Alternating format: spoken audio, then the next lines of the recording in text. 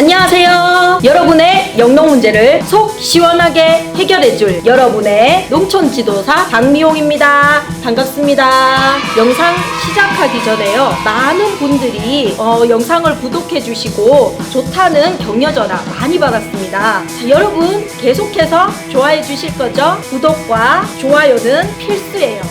놓치지 않을 거예요. 내 눈! 오늘 벌써 벼농사 세 번째 시간이 다가왔습니다. 벼농사 3탄 육묘 과정에 대해서 오늘 공부를 해보도록 하겠습니다. 먼저 첫 번째는 육묘의 과정들에 대해서 말씀드리고요. 두 번째는 2020년 저를 엄청 바쁘게 했던 현장의 피해 사례들에 대해서 세 가지를 꼽아보았습니다. 일명 피해 사례 베스트 3를 준비해 보았습니다. 자, 그럼 먼저 첫 번째 육묘 과정에 대해서 말씀드리도록 하겠습니다. 자, 육묘 과정은요, 출하와 녹화 그리고 경화 이렇게 세 가지 단계가 있습니다. 자, 먼저 출하를 한다는 것은 싹이 땅을 뚫고 올라온다는 얘긴데요. 일반 농가에서는 상자 닦기를 실시하여 암흑 상태에서 약 2-3일간 싹을 틔우기도 하고요. 육묘장에서는 출하실이 따로 구비가 되어 있어요. 출하실에서 싹을 틔우도록 되어 있습니다. 출하실은 온도와 물 관리가 상당히 중요한데요. 출하실의 적정 온도는 33도를 유지해 주셔야 하고요. 그리고 포화 상태의 가습을 충분하게 해주셔야 되겠습니다. 다음, 출하가 끝나면 녹화를 진행해 주셔야 하는데요. 이때는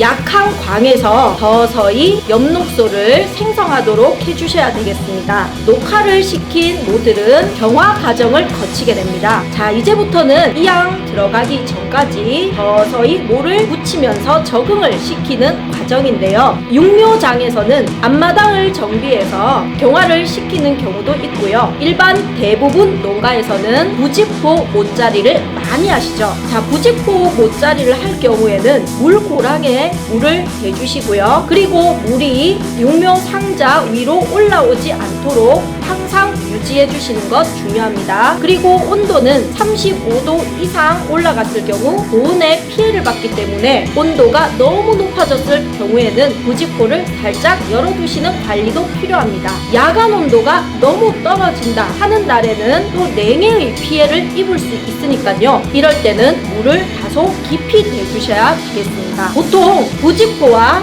비닐을 함께 사용하시는 농가들도 요즘 꽤 되시죠? 비닐은 언제 벗겨야 하죠? 부직포는 언제 벗길까요? 이런 질문들을 상당히 많이 하시는데요. 비닐은요, 보통 온도가 25도 이상이 충분히 유지된다 할 때 벗겨주시면 되고요. 그리고 부직포는 이양 전 일주일 전쯤에 벗겨주시면 되겠습니다. 자, 이양 일주일 전은 본엽 3매 정도가 나올 때의 시기라고 보시면 되겠습니다. 다음 두 번째 시간, 2020년 가장 저를 바쁘게 했던 현장 피해 사례 베스트 3를 보시겠습니다. 먼저 3위부터 보실까요? 베스트 3!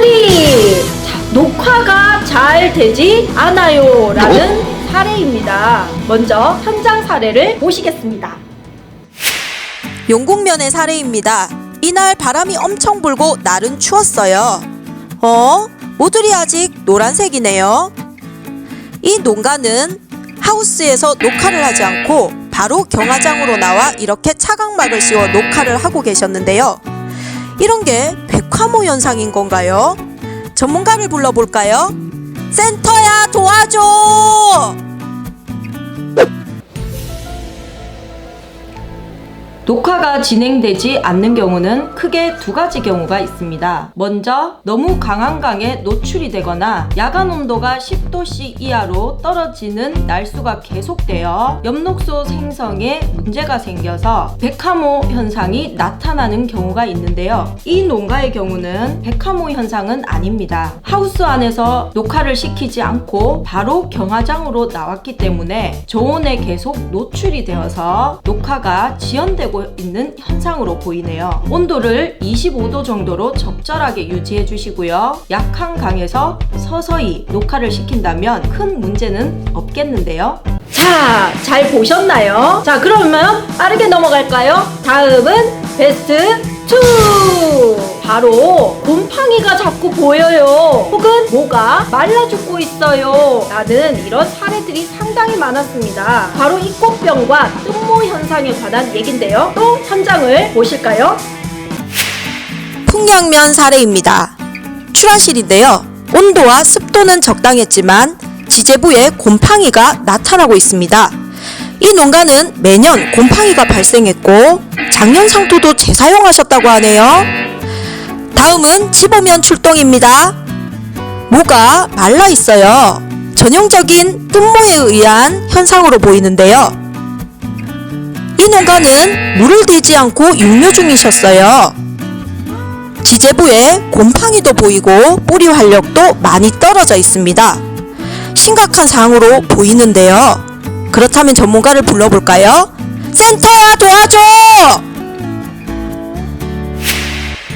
이 꽃병과 뜬모가 발생했군요. 자, 이 꽃병과 뜬모는요, 거의 유사한 환경에서 발병이 되는데요. 너무 건조하거나 아니면 너무 다습해 물 관리가 잘못되어 있거나 아니면 일교차가 너무 클 때 많이 발생합니다. 모가 마르는 현상은 거의 유사하지만 약간의 차이점은 있습니다. 먼저 이 꽃병은 곰팡이에 의해서 생기는 병이 되겠고요. 뜬모는 생리장애에 의한 현상이기 때문에 병은 아닙니다. 이 꽃병은 지제부에 곰팡이가 발생하면서 지제부가 약해지지만 뜬모는 뿌리 활력이 약해지면서 뽑으면 뿌리채 힘없이 뽑히고 맙니다. 이렇게 구별을 하실 수 있겠죠. 자, 이 꽃병과 뜬모는 모두 뿌리의 활력이 약해지면서 결국 시들어 말라 죽게 되는데요. 이때 우리 예청군 농업기술센터에서는 뿌리 활력을 도와주는 미생물인 BA를 처방하고 있습니다. 그 외에 적절한 약재를 추가하시면 되겠습니다. 가장 중요한 것은 예방이겠죠. 따라서 알맞은 물 관리와 온도 관리 잊지 마시고요. 한번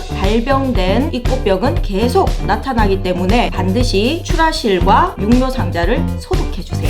자, 잘 보셨죠? 이 꽃병 뜬모 상당히 중요한데요. 관리 잘 해주셔야 되겠네요.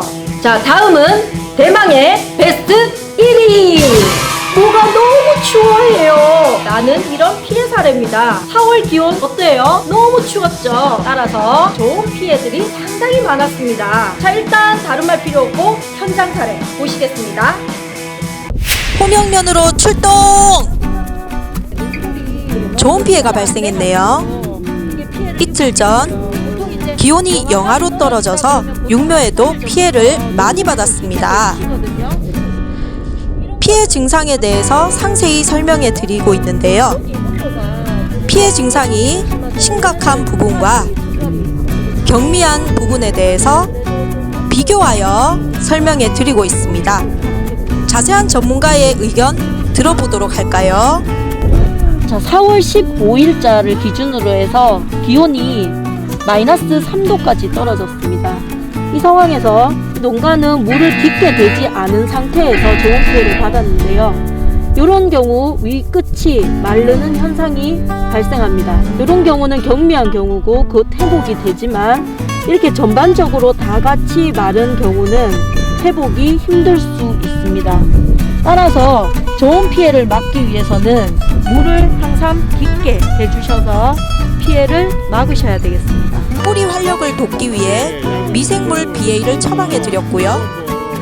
며칠 뒤 다시 현장을 방문해서 모의 상태가 양호한 것을 확인했답니다. 자, 잘 보셨나요? 자, 이번 기온이 너무 낮다 보니까 이런 좋은 피해 사례들이 상당히 많았네요. 육묘에 관한 영상들을 다 준비해 보았는데요. 이렇게 육묘를 튼튼하게 해주어야 한 해 농사가 건강해진답니다. 자, 육묘 과정에 대해서 궁금한 점이 있으시다면 예청군 농업기술센터를 찾아주시면 되겠습니다. 자, 이상 여러분의 농촌지도사 박미훈이었습니다. 감사합니다.